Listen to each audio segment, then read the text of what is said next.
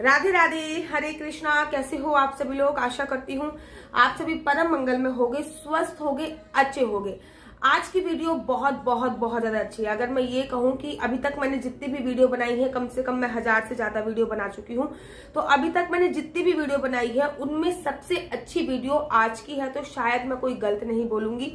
आज की वीडियो में बताया गया है कि जिंदगी से अगर आप हार मान चुके हो तो ये उपाय करो। जैसे कि नंबर 1 और बहुत इंपॉर्टेंट बात, आपके बच्चे बहुत ज्यादा जिद्दी हो गए हैं, बहुत ज्यादा। आप बड़े सारे मेरे पास मैसेज आते हैं कि दीदी हम अपनी संतान से परेशान हो चुके हैं, उसके स्वभाव से परेशान हो चुके हैं, उसके नेचर से परेशान हो चुके हैं, हम बहुत पूरी तरीके से उससे परेशान हो चुके हैं, कृपया करके हमें कोई उपाय बताइए। तो आप उसको अपना बेटा ना मानकर भगवान को समर्पित कर दीजिए, अर्थात भगवान के भरोसे छोड़ दीजिए। आप देखेंगे कि धीरे धीरे धीरे धीरे जो उसका स्वास्थ्य है वो ठीक होता हुआ चला जाएगा।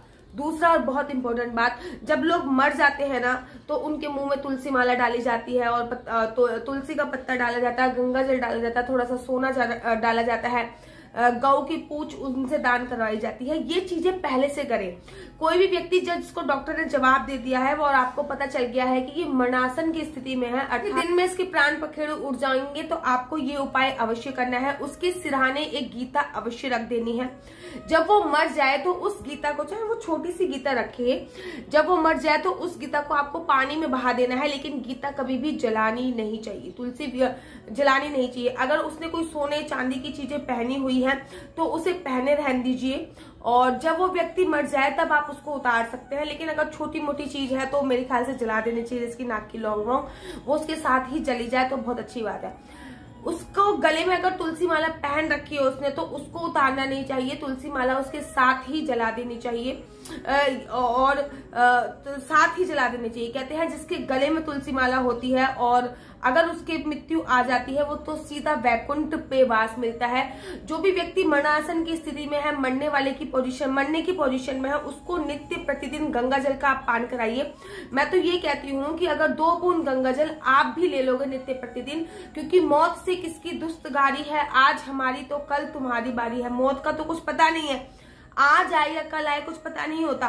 तो 2 बूंद गंगा जल की अगर नित्य प्रतिदिन आप भी ले लोगे तो मेरे ख्याल से कोई भी परेशानी नहीं होगी। आपको नित्य प्रतिदिन 2 बूंद उसको जरूर पिलाने हैं। चाहे चन्यामृत के रूप में पिलाइए, चाहे अमृत के रूप में पिलाइए, चाहे गंगा जल के रूप में पिलाइए, वो आप पे निर्भर करता है। लेकिन गंगा जल उसके मुख में 2 जरूर डालिए।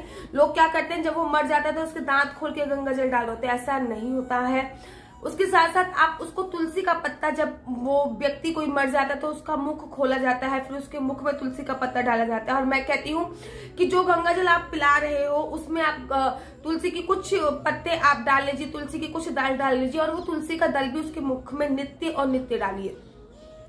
जो व्यक्ति मरणासन की स्थिति में है उससे पहले से ही पूंछ पकड़ के गाय दान करा दीजिए। अगर आप पूंछ पकड़ के गाय दान करा देते हैं तो कहते हैं कि जो गाय है वो वैतरणी नदी पार करा देती है, जो नदी खून मवाद से भरी हुई है, नर्कलोक में है, और उसको पार करना जरूरी होता है। अगर हम जीते जी गाय दान करते हैं तो गाय जो है वो पूंछ पकड़ के हमें वो नदी पार करा देती है। तो जीते जी आप व्यक्ति के लिए एक गाय जरूर और जरूर दान कीजिए। आप किसी मंदिर में जा रहे हो तो मेक श्योर कि मंदिर के अंदर जितना प्राण प्रतिष्ठित मूर्ति का आपका महत्व होता है, वैसे ही जो मंदिर के ऊपर शिखर लगा होता है अर्थात झंडा लगा होता है, उसका महत्व भी उतना ही होता है जितना प्राण प्रतिष्ठित मूर्ति के दर्शन करने से प्राप्त होता है पुण्य, उतना ही दर्शन करने से, वो जो शिखर है उसके दर्शन करने से भी पुण्य प्राप्त होता है। तो आप मंदिर जा रहे हो तो भगवान के दर्शन तो कीजिए, लेकिन सबसे ऊपर चोटी अवश्य देखिए, एक बार सिर ऊपर करके अवश्य देखिए। और मेरा दावा है कि अगर आपने भगवान के शिखर को सिर ऊपर करके देख लिया तो आपको कभी सिर झुकाने की आवश्यकता नहीं पड़ेगी। किस्मत बदल ही नहीं रही है। बहुत सारे प्रयत्न कर आपकी किस्मत ही नहीं बदल रही है, आपने बहुत सारे प्रयत्न कर लिए हैं। तो मेरे ख्याल से एक ये प्रयत्न अवश्य कीजिए कि जो छोटे छोटे बच्चे होते हैं उनको चॉकलेट टॉफी या फिर कुछ नमकीन बिस्किट इत्यादि चीजें देखिए जो बहुत ही स्ट्रॉन्ग हृदय वाले हैं अर्थात कठोर हृदय है। जब वो उन बच्चों के साथ खेलेंगे, उनको चॉकलेट टॉफी देंगे तो देखिए उनका हृदय भी नरम हो जाएगा और उनका जो वाइब्रेशंस है वो क्लीन होना चालू हो जाएगा। अगर आपका वाइब्रेशंस ओरा क्लीन नहीं है तो छोटे बच्चों के साथ टाइम कमेंट बताइए। छोटे बच्चों का जो वाइब्रेशंस होता है, जो ऑरा होता है, वो क्लीन होता है। छोटे बच्चों के साथ क्वालिटी टाइम स्पेंड करने से आपका वाइब्रेशंस, आपके ऑरा भी क्लीन हो जाएगा। जैसे कि किसी अनाथ आश्रम में जब आप कुछ डोनेट करने के लिए जाते हो, कुछ दान करने के लिए जाते हो, तो जब आप वहां पे कुछ दान करके आते हो ना, तो कुछ 1-2 घंटे के लिए आपको बहुत ज्यादा अच्छी अनुभूति होती है। क्यों? क्योंकि वहां की वाइब्रेशंस ही ऐसी होती है और बच्चों के अंदर से जो बहुत सकारात्मक ऊर्जा निकलती है वो तो शब्दों में भी बयान नहीं कर सकते। मैं आपको बता रही हूँ, जो कि मेरे साथ एक लड़की पढ़ती थी, उसने मुझसे ये उपाय बोला था कि ना तू अपने बिस्तर से एक बार ये कह के देखियो कि मुझे सुबह इतने बजे उठा दियो, 3 बार कहियो तो जरूर तू सुबह उठ जाएगी। मैंने ये उपाय करा और आज तक मैं ये करती आ रही हूँ। अपनी परछाई, जो भी आपकी परछाई होती है, अगर आप शाम को उससे ये बोल दीजिए अपनी छाया से या फिर अपनी परछाई से कि मुझे सुबह इतने बजे उठना है, तो डेफिनेटली आपकी आंख उतने बजे उठ जाएगी, उतने बजे खुल जाएगी। आप ये उपाय जरूर और जरूर करके देखिए और आप में से कितने लोग इस उपाय को मानते हैं मुझे जरूर बताएं। बहुत ज्यादा चमत्कारी बात बता रही हूँ। जो भी साधक, जो भी भक्त अपने रात्रि के 11:30 बजे से लेके 12:30 बजे तक भजन करते हैं, स्मरण करते हैं, भगवान का जाप करते हैं, उनको अपने अंतिम समय में मूर्छा अर्थात नहीं आती है और उसकी याददाश्त नहीं जाती है। वो अपने अंतिम समय तक भगवान को याद रखता है।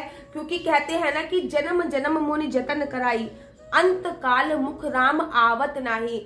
मेरे पड़ोस में एक अंकल जी थे और मेरे को अच्छी तरीके से याद है, उन्होंने बचपन में जब उनका बेटा हुआ था तो उन्होंने अपने बेटे का नाम रामलाल रखा था। तो अपने बेटे का नाम रामलाल रखा था उन्होंने कि रामलाल से मैं उसको हमेशा राम राम करके बुलाऊंगा और इससे ना अंत टाइम पे जब मेरा लास्ट समय आ जाएगा, जब मेरा अंतिम समय आएगा, तो मेरे मुख से राम का नाम ना चाहते हुए भी निकल जाएगा अगर मैं स्मरण नहीं रहा। क्योंकि अंत में ना राम का नाम मुख से निकलता नहीं है। और जब उनका अंतिम समय आया था तो हम लोग ये देख रहे थे कि वो लाल लाल करके बुला रहे थे लेकिन राम बोल नहीं पा रहे थे। राम का नाम उनके मुख से अंतिम समय में नहीं आ रहा था। तो अपने जीवन काल में रात्रि को 11:30 बजे से लेकर 12:30, मैं ये नहीं कि मंदिर खोल के बैठ जाओ, ऐसा कुछ नहीं है। गरुड़ पुराण में साफ साफ लिखा है कि मानसिक जाप कीजिए, या फिर अगर आपके पास माला झोली है तो आप भी जाप कर सकते हैं। 11:30 बजे से लेकर 12:30 बजे तक करोगे तो आपको अंतिम समय में सारी चीजें याद रहेंगी, कोई भी मूर्छा नहीं आएगी।